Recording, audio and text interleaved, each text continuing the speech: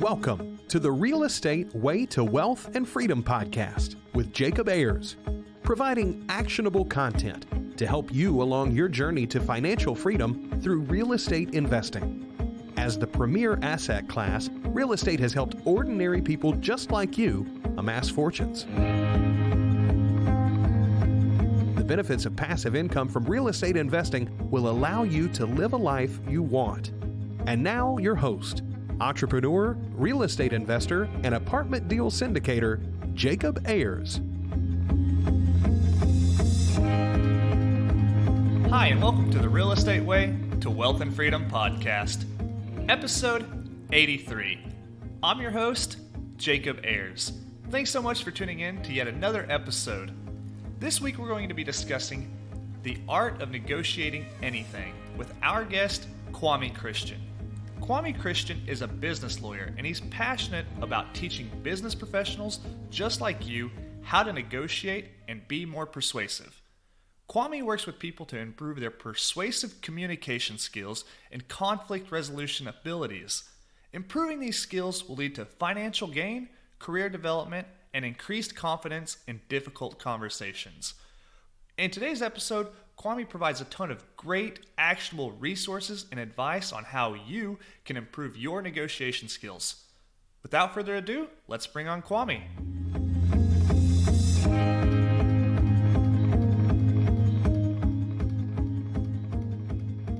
All right, today I welcome on the show negotiation expert Kwame Christian. Kwame, thanks so much for joining us. Hey, thanks for having me, Jacob. Hey, it's our pleasure. Kwame, can you tell us a little bit about yourself and your background in negotiating? Yeah, so I am a business lawyer by trade. That is what my profession is. But my background is psychology. That was my first academic love. And so being a psychology buff, I wanted to be a clinical psychologist when I was in undergrad, but I focused on law and public policy because I had dreams of being a politician. Thankfully, those dreams have been dashed and I can enjoy my life as a citizen. But I still have that desire to help people through psychology. And in law school, I discovered negotiation. It turned out Ohio State's law school was the second-ranked dispute resolution program in the country. And I kind of stumbled into a class and fell in love with it immediately. I saw the ability to use psychology for a business purpose. And so fast forward a few years after practicing for a little bit, I decided to start the American Negotiation Institute and the podcast, and it's been going really well. And so my hope is that 2018 will be my last year practicing law, and I can focus 100% of my time on training and coaching through the American Negotiation Institute. Yeah, that's awesome, Kwame. So many people out there understand to some extent the importance of negotiating, whether that's buying their first home or making a negotiation with, a relationship or anything along those lines. But why is it important to everyone to practice their negotiating skills?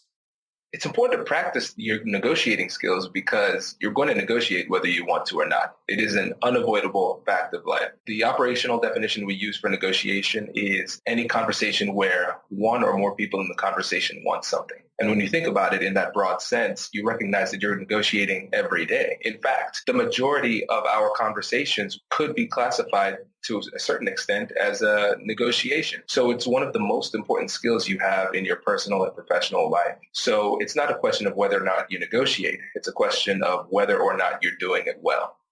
Yeah, good point, Kwame. I guess when you put that definition on it, there are many times where you really are negotiating but might not realize it. Maybe you're wanting somebody to perceive you a certain way or judge something the way you're seeing it or any of those lines. So yeah, really good point. Exactly. And the thing is, one of the most important things you can do to improve your negotiating ability is to first improve your negotiation awareness. So think about a time where you bought a car and it's really special to you. It's like, oh, now this is my car. This is a blue Jeep Grand Cherokee. Nobody else has a car like this. This is me. This is Kwame on wheels. And then what happens? Once you buy the car and you drive off the lot, now you are seeing that exact same car everywhere. It's like, where did this come from? Did I start a trend? No, you didn't start a trend. What's happening is now you are hyper aware to the existence of that car in your environment. And now with this new definition, you're going to start to be hyper aware of opportunities to negotiate. And so now that you recognize that these conversations aren't really negotiations in disguise, now you could use it as a signal to utilize these skills to get more of what you want. Yeah, okay. Well, understanding this, Kwame, what can one do to improve their negotiating skills? Maybe people don't necessarily feel comfortable with where they're at now. Maybe they feel a little timid or uneasy about just the psychology of negotiating with something. What can people do to improve their skills? And that's a really good point that you made, because it's the psychology of negotiation that's the most difficult for people to overcome. Really, when it comes to the negotiation literature that's out there, it's like we're teaching recipes to people who are afraid to get in the kitchen. It doesn't matter if you know the strategy behind negotiation if you don't have the confidence to execute effectively. And so I think one of the biggest issues people face is fear of negotiation, or as some people might call it, negotiophobia. So where does it come from? It comes from our fear of rejection. We don't want to be rejected for one reason or another. In personal negotiations, it seems as though the rejection of our substantive request is conflated with a rejection of ourselves, like us as a person. And when it comes to business, there's a lot riding on this. Business is fun oftentimes, but the real root of business, like one of the main reasons we do what we do in business, is to make money and support our families. And so whenever we're negotiating, we're putting ourselves in a position where we could be rejected, and there's a concern that the rejection could lead to financial difficulty in the future. And so those are the types of psychological fears that we need to overcome in order to negotiate effectively. Yeah, cutting ties with those fears of rejection, I'm sure would really improve one's chances at being more successful negotiator. So what can people do to kind of cut that tie of relating rejection to, a lack of financial gain in the future? Maybe being able to cut those ties might help one to operate without the fear of, losing money in the future. Yeah, and this is where it gets a little bit zen. So stick with me here. Okay. So one of the things when it comes to fear and overcoming fear, you need to realize that fear is a very unique beast. And this is a beast that feeds on time. Like the more time you give fear, the bigger it will get. And so when you are faced with a negotiation, a lot of times we overthink it. And this is coming from me, who's an attorney, who is a recovering perfectionist. And so our desire to win at all costs and to be perfect in our approach and everything causes us to take too much time. And we blow this thing way out of proportion, and our fear grows and it hurts our ability to perform. And so the cure to fear in these situations is action. And I'm not saying run blindly into the negotiation. Please do not think that is what I'm saying. I'm not. I'm saying that we need to counter the fear by taking action. And this is probably not going to be very comforting to many people, but a lot of times when you have these conversations where there's a lot on the line, that fear isn't really going to go away. But what we need to do is we need to create a new habit within ourselves, because typically the habit is for us to feel that discomfort and move away from it. But in order to be effective negotiators, and really in life, in order to move forward, we need to feel that fear and discomfort and move toward it. And so what actions can we take in these situations to become more effective? The first action is to prepare. So not just prepare in a way where we're sitting down ruminating over how difficult this negotiation is or what's at stake. We actually take the time and systematically prepare, do research on the situation, do research on the person on the other side of the table, figure out what our strategy is going to be and what's on the line there. One of the things you could use is a negotiation guide. And so if you go to the website AmericanNegotiationInstitute.com/guide, you can download the ultimate negotiation guide that I put together that helps you walk through standard negotiations and negotiations that have an element of conflict that make it more emotional. And when you have a systematic approach to preparation, it counters that fear because you're taking action. And then once you have taken the time to prepare, now you can engage in that conversation with more confidence. But the first thing you need to do is take action through preparation. Yeah, really good points, Kwame. A lot to take in there. Now, when talking about negotiating from a real estate investor's perspective, there are a lot of these kind of key points you touched on: emotion, kind of a financial gain to be had by one party or the other, and a lot of these different aspects that make negotiating maybe complicated or a little uncomfortable for some. So what would you tell the audience members out there who are maybe facing some kind of negotiation with, let's say, a potential seller, and they kind of lack that confidence, maybe a beginning investor? What I'd say is, first thing we need to do is figure out who is on the other side. Let me give an example. Because when we say know the other side and know your audience, I think it's easy for us to just say, okay, I'll check it out on LinkedIn. I'll do a quick Google search. 3 minutes later, I feel like I have done a sufficient amount of research. No, that's not what I'm talking about. I am talking about putting the individual and the entire situation through what I call the dating test. So now we're here in 2018. What is the information you would want to know about a potential partner if you were thinking about dating them? And so that takes it to almost stalker levels, because we want to know as much as we can. So here's an example. I was negotiating a business purchase on behalf of a client a couple of years ago. And I hadn't met the attorney on the other side, but I wanted to get to know him. He had this blog on his website. His website didn't look like it had been updated since like the 80s, but he was consistently posting blogs. And I was like, okay, cool. And so I read every blog that he wrote for the last 3 years, like every single blog post that he wrote. And I found out some interesting things. So typically, when I am meeting with somebody and I know that it's a male who has a child, so he's a father, I'm a new father too, so we can establish rapport in that way. So that's typically one of my go-tos. It's typically pretty safe. But when I read his blog, I learned that he had a child who died in infancy. That was probably about 20 years ago, but obviously that's a pain. That's a wound that is going to cause, still lasting pain. My son is a baby.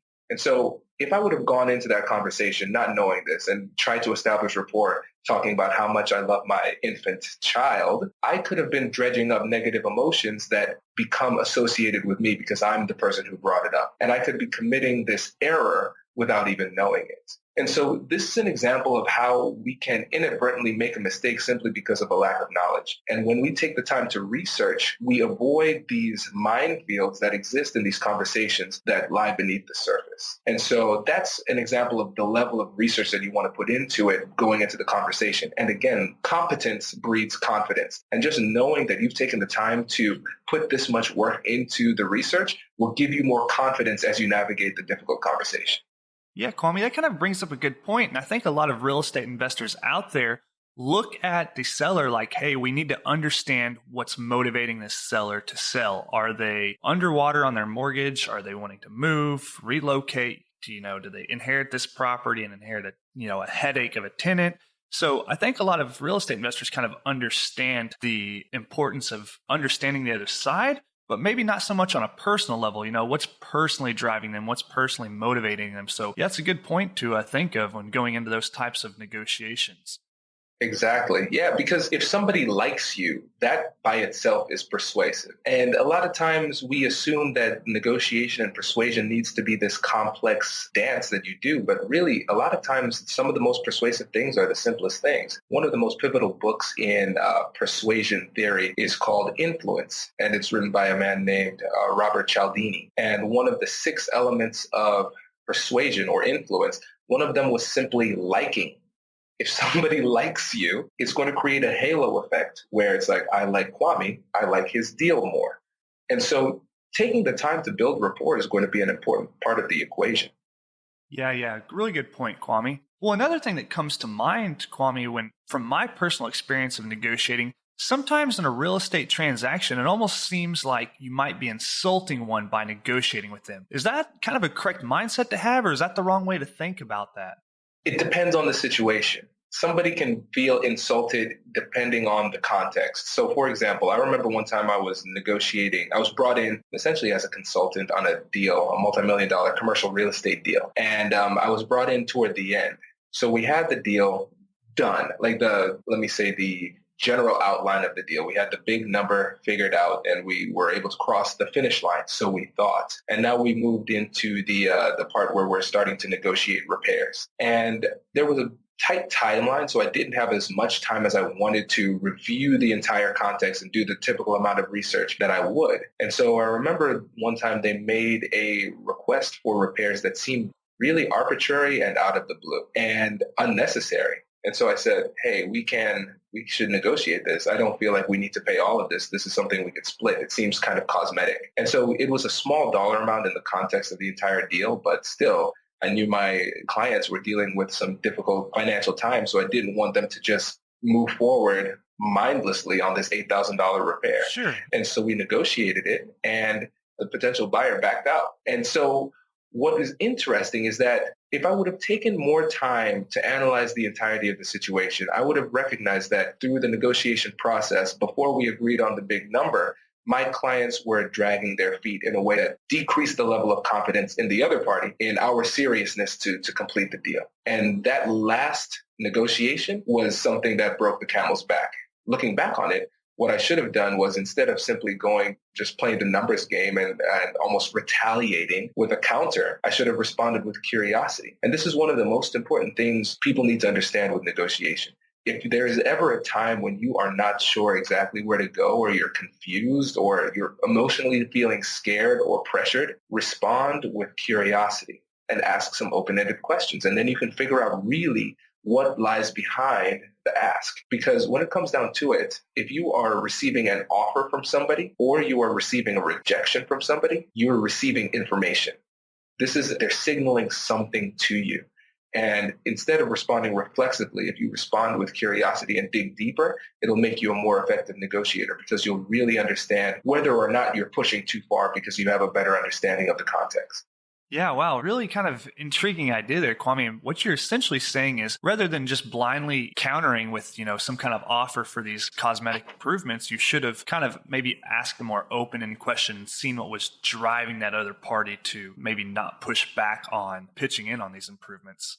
Exactly. And what you'll find in negotiation is that your most powerful tool is the ability to ask open-ended questions, and what I call using open-ended statements. And so open-ended questions, those are questions that start with who, what, where, when, why, and how. And the power of these questions is that it causes the other person to elaborate more than a simple yes or no question. The open-ended statements, as I call them, are statements that end in a period but are clearly a request for information. Tell me more about this. Help me understand blank. Those are things that are getting the other person to share more and more information. And the thing is, information is the lifeblood of negotiation. So the more information you have, the more power that you have relative to the other person, and the better your ability is to come up with creative deal structures, because now you really, truly understand the motivations of the other side. And so when I negotiate, my goal is to keep the breakdown of conversation about 70-30, because if I am only speaking 30% of the time and I'm allowing the other person to speak 70%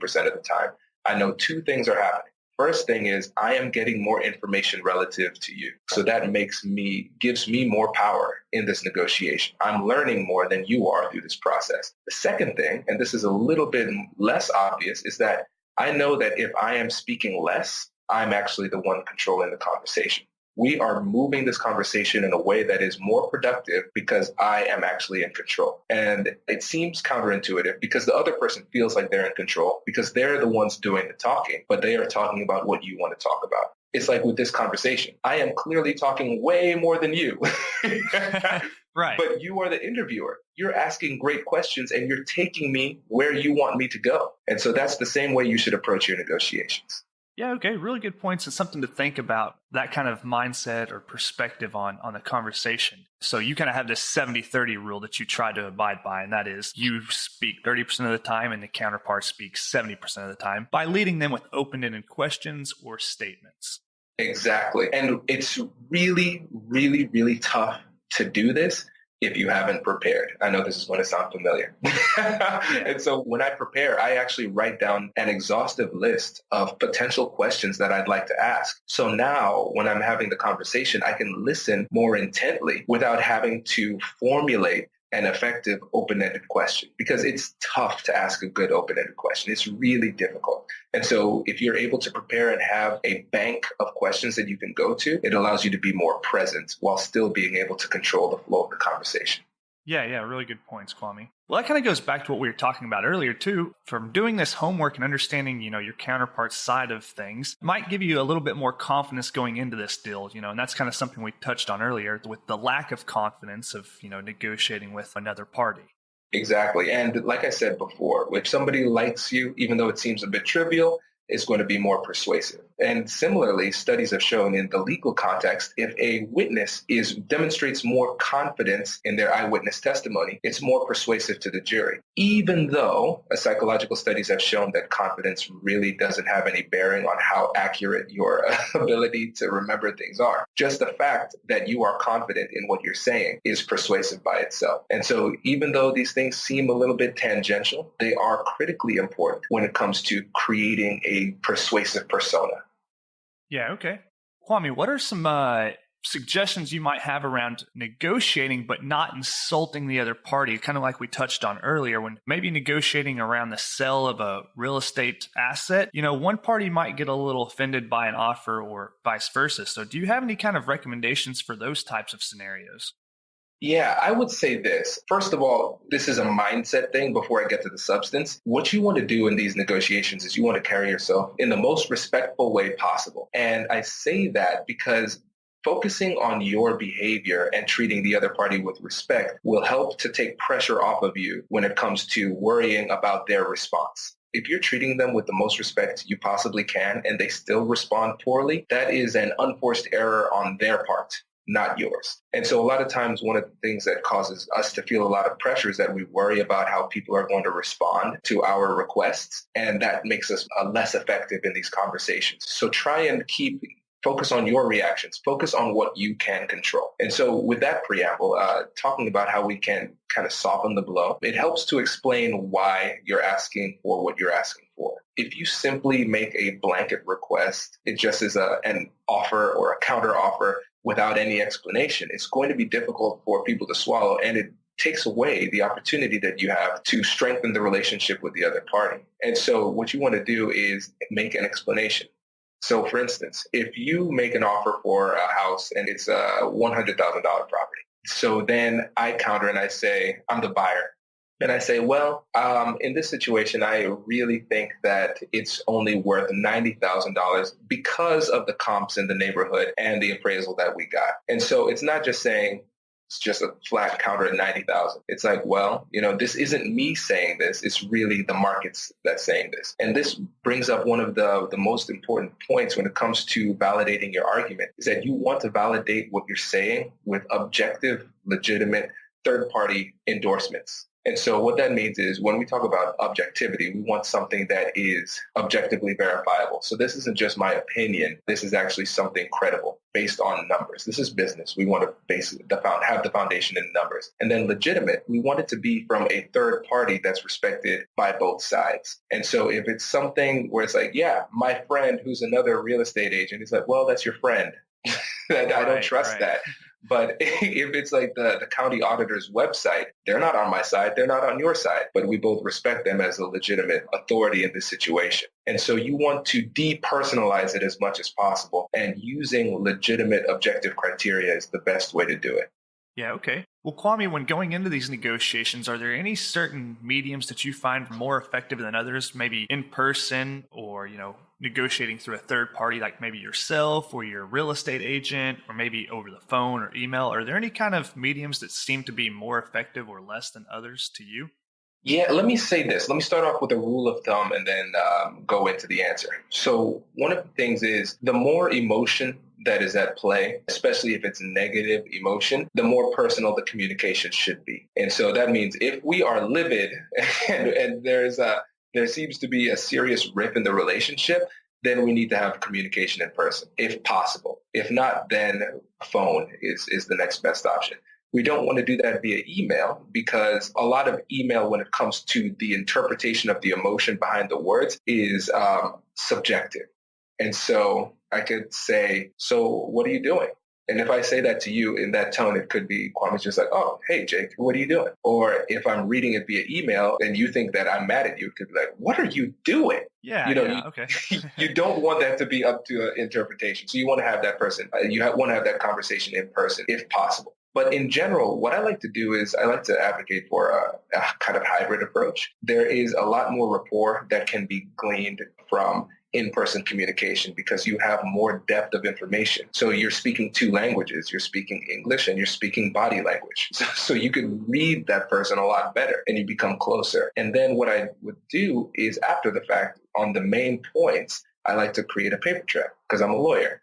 And so I'd follow up via email and I'd say, correct me if I'm wrong, but I feel like these were the main points that we addressed in the conversation. And I will do this especially if I feel like I did well in that negotiation, because I want everybody to know what the points are, because there are two possible pitfalls. Pitfall number one, which is less likely but possible. We might be dealing with somebody who's dishonest, and then they come home and they realize they negotiate poorly. They will lie about the numbers that we came up with, and now we're forced to renegotiate because we're disagreeing about the numbers that we just agreed on in the conversation. The second thing, which is more likely, is that we have really bad memories, and somebody just might remember it in a way that is skewed in their favor because we all have self-serving biases. So I want to make sure that I put this thing in writing to make sure that things are documented. So it's a hybrid approach. And I utilize in-person communication as much as practicable, but I know that now we're dealing with, there are many miles between us when we are having these serious business conversations. So phone is a legitimate option, but especially if it's a situation where there's emotion running high, I want to make it as personal as possible. But you can always use email to bolster the communication and clarify the communication after the fact by creating a paper trail. Yeah, all really good points, Kwame. And maybe one thing I just want to touch on that you mentioned that might seem counterintuitive is you mentioned the higher the emotions are, the more personal you want that communication. So if tensions are high or there's maybe a little bit of conflict in the conversation, you want to have that conversation person to person if possible, or the next most personal medium via telephone. So that might kind of be counterintuitive to some. You might think if tensions are high, maybe go away, have your separate space, only communicate via, written, documented communication, which is maybe not the most effective case. Exactly. And sometimes you need to realize, and this is something that I have to do too, especially in business scenarios where I'm the client, you might not be the best person to negotiate on your behalf. I mean, one of the most important things you can do when it comes to strategy is figuring out who's on your team and who should be on the court at the right time. And if I'm a player coach, I might have that bias to say, okay, I'm drawing up this play, Kwame, pass it to Kwame, Kwame scores. That might not be the best option. Right. And so my background as an attorney has taught me how to be a better client. And sometimes I realize that even though I feel like I have the right strategy, I need to take my hand off the wheel and let it go to somebody else because they are better positioned persuasively to implement that strategy.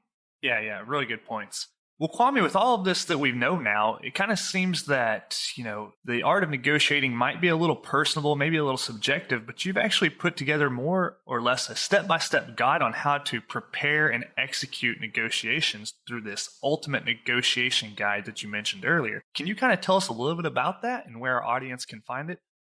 Yeah, so if you go to the American Negotiation Institute's website and go to americannegotiationinstitute.com/guide, you can get that free guide. And so it starts off by talking about the three most powerful characteristics of effective negotiators, and it includes our most popular negotiation guides. So it has a salary negotiation guide, a conflict resolution guide, and the everyday negotiation guide. And when I say every day, you could use it in your personal life and you could use that same negotiation guide in your business life to get the most you can out of deals. And so it just makes you feel a lot more secure and confident knowing that you have prepared thoroughly for the negotiation. Fortunately / unfortunately, you can feel a little bit more confident in the fact that your negotiation skills will probably be better than theirs simply because you've taken the time to educate yourself through great podcasts like yours and taking the time to prepare through this process, because most people just kind of wing it. And that's not the best way to approach it. Yeah. Kwame, that's the ultimate negotiation guide. It can be found at americannegotiationinstitute.com. So we'll link that in the show notes for our listeners to go find. Kwame, as we're wrapping up here, is there any parting piece of advice you'd like to leave with our audience? Yeah, I did a TED Talk in October, and it just was posted last month. And it's called Finding Confidence in Conflict, because I'm realizing that one of the biggest barriers we have to living the best versions of our lives is our inability to engage with difficult conversations. And in that TED Talk, I give a really specific but easily actionable technique that you can use in any situation of conflict to possibly resolve the conflict in a way that actually strengthens the relationship. So keep your eye out for that if you're interested in figuring out how to be more confident in conflict. Awesome. Yeah, we'll certainly keep an eye out for that, Kwame. Well, Kwame, thanks so much for coming on the show today. And before we wrap up, I want to mention your podcast, Negotiate Anything. You're no stranger to teaching people the art of negotiation. So can you tell the audience a little bit about your podcast and where they can find it? Yeah, so you can find it on iTunes or Stitcher or whatever podcast app that you use. And I try to have as much fun as possible with the Negotiate Anything podcast. I reach out to the listeners and hear what their biggest issues are. So from that feedback, I've made the episodes, kept them to about 20 to 30 minutes with people focusing on a specific topic within negotiation. And then with certain episodes, I have the guest come on and engage in a sparring session, which is a simulated negotiation with me, where they utilize the technique that they just shared in the previous episode in a difficult conversation with me. And so in those sparring sessions, my goal is to become the embodiment of your worst nightmare, so you can see what it looks like to use these techniques in a scenario that will be much more difficult than anything you would ever face in real life. Awesome. That sounds really valuable, Kwame, and we'll link that podcast in our show notes. So thanks for that. Oh, my pleasure. Well, Kwame, it's been a pleasure speaking with you today. Thank you so much for all this great content and this guide that you've provided with us. We look forward to bringing you back on the podcast in the future. Hey, my pleasure. Thanks for having me. This was fun. Thanks, Kwame. Take care. All right, that wraps up our interview today with our guest, Kwame Christian. Kwame's provided a ton of great resources and actionable advice on how you can improve your negotiation skills. Kwame explains why it's so important to practice one's negotiation skills, as every conversation has some element of negotiation involved. If you'd like to learn more about this, I encourage you to go download Kwame's free Ultimate Negotiation Guide, which is linked in the show notes. If you liked this episode, let me know by leaving a rating and review on whichever platform you're listening on. Till next week, signing off, I'm your host, Jacob Ayers. You've been listening to the Real Estate Way to Wealth and Freedom podcast, providing you actionable content to build your real estate empire. Nothing on this show should be considered specific, personal, or professional advice. Please consult an appropriate tax, legal, real estate, financial, or business professional for personal advice. The opinions of guests are their own. Information is not guaranteed. All investment strategies have a potential for profit or loss. The host is operating on behalf of the Real Estate Way to Wealth and Freedom, LLC, exclusively.